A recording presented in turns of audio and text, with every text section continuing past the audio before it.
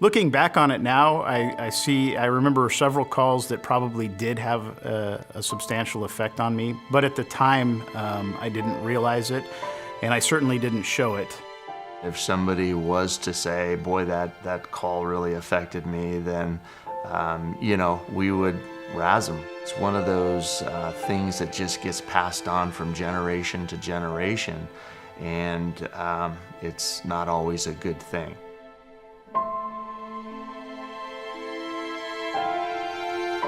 May 31st of 2011, a little after 8 o'clock in the morning, we received a response for a residential structure fire. And my assignment on the truck that day was to go to the roof and cut a ventilation hole. The roof was pristine. There was no obvious signs of any weakness. As I bent down to make my ventilation cut, there was a failure of the rafter system. My rescue firefighter was yelling through his mask, at which point I turned around and Jeff was gone. I fell approximately 18 feet and landed on my back on the garage floor. I could feel myself beginning to burn. I never stopped fighting to try to get out of the situation I was in, but I truly didn't think that I was going to come out of that alive. We finally got to the front of the garage. The crew's obviously pulling him out. Looks like he's gone.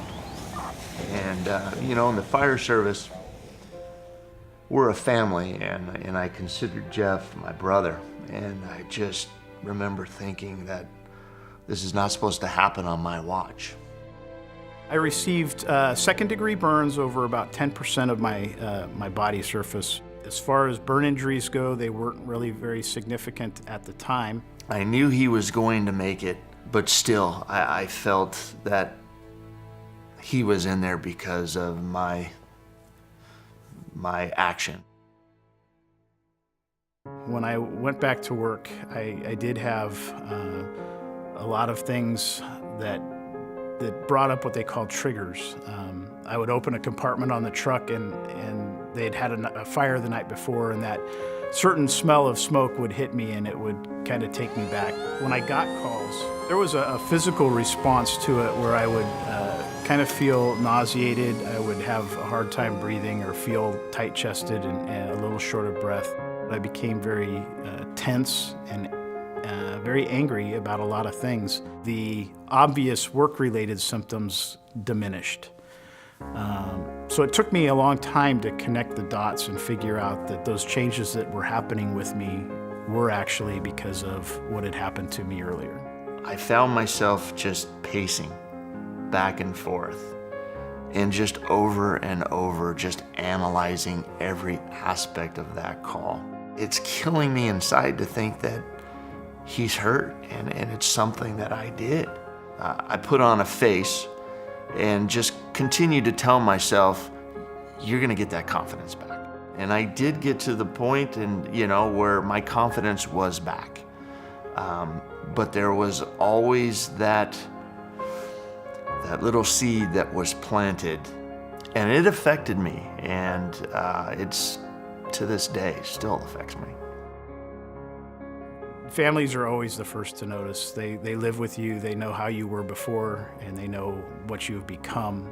My wife at one point pulled me aside and said, listen, I know that you're hurting, but it's affecting the family, and it's not fair to us that you are treating us like this. In the fire service, it's absolutely imperative that you don't show weakness. I went above and beyond to try to show that everything was okay. I had always been what I like to think, the fireman's fireman, just aggressive and just get in there and get the job done. I reached a point in dealing with this, feeling like I wasn't going to get through another day without losing my mind, and I had a pretty significant post-traumatic stress injury. That's what ultimately led me to going for professional help. A battalion chief that I respect highly, and he said, you need to leave your baggage at the door. Have you ever talked to Jeff? I mean, really talk to Jeff. How that has affected him. So I took an opportunity to reach out to Jeff, And the thing that I always will remember Jeff saying, I never knew. I never knew you were going through this. I thought I was the only one. Probably one of the biggest things that helped me in my recovery and helped me to start moving down the path to recovering is finding out that I wasn't the only one that had this going on with me. And I think that's where we really need to start doing is knocking down that stigma that we can't talk about these incidents that bother us.